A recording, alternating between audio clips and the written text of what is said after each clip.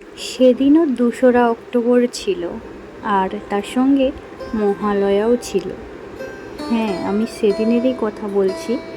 আজ থেকে ২৭ বছর আগে আমার মা প্রথমবারের মতো মাতৃত্বের স্বাদ পেয়েছিল, আর সেটা আমারই জন্যে।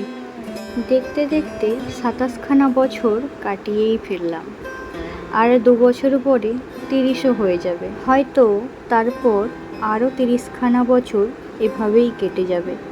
কিন্তু লাইফে একটাই কষ্ট, আমার সারা জীবন রয়ে যাবে।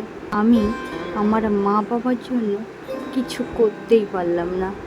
আচ্ছা থাক, আজকের দিনে দুঃখের কথা নাই বা বললাম। প্রত্যেক বছর আমার দিনটা এভাবেই শুরু হয়। সকালবেলা স্নান করে ঠাকুর পুজো করে মা, দাদু আর যারা বড়রা থাকেন তারা আমাকে এইভাবে আশীর্বাদ করেন। আর প্রথমবার বাবা করলো এই বছর, এর আগে কোনো দিনই করেনি বলাটা ভুল হবে, করতে পারে না কোনো বছর, কারণ কাজ থাকে, আর কাজ থেকে আসার পরে তখন আর সময় হয় না।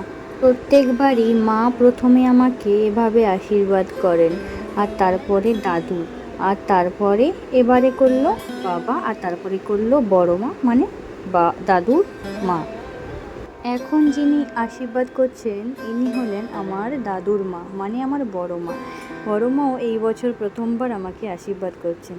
ঠাকুরকে যেভাবে আরতি দেখায় আর তারপরে প্রণাম করে, সেভাবেই বড় মা আমাকে প্রদীপ ঘুরিয়ে আরতি করে প্রণাম করছিল, যেটা দেখে আমার ভীষণই হাসি পাচ্ছিল। আর তারপরে থাকে মায়ের হাতে পায়েস খাওয়া। মা এবং বড় মা দুজনেই আমাকে পায়েস খাইয়ে দিচ্ছিল। আর এরপর ছিল দুপুরের খাওয়া দাওয়া।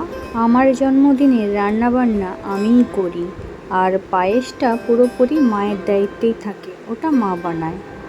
এবারের জন্মদিনে কোনো কিছুই প্ল্যান ছিল না, আর এরমই হয় জানো তো, যখন আমরা কোনো কিছু প্ল্যান করি না তখনই কিন্তু শেষ পর্যায়ে এসে এত দারুণ একটা সারপ্রাইজ হয়ে যায়। সেটাই আর কি হয়েছিল আমার সঙ্গে। আমার কোনো প্ল্যান ছিল না এবারের জন্মদিন নিয়ে, আর তারপরেও এত কিছু রান্নাবান্না হয়েছে।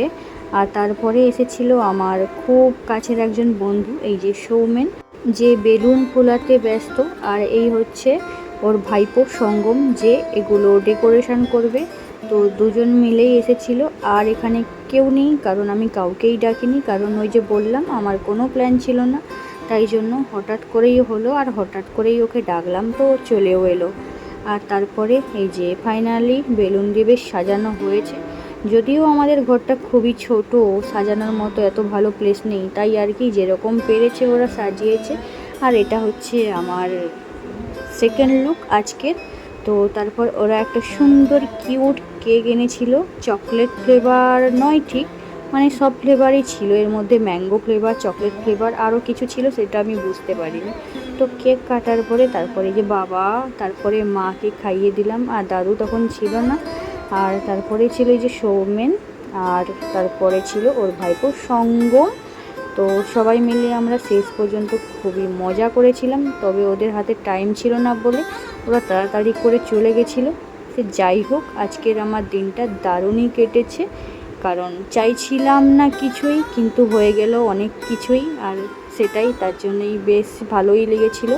তোমরা অনেকেই আমাকে উইশ করেছো হোয়াটসঅ্যাপে, ফেসবুকে, ফোন করে, তো সবাইকে অনেক অনেক ধন্যবাদ।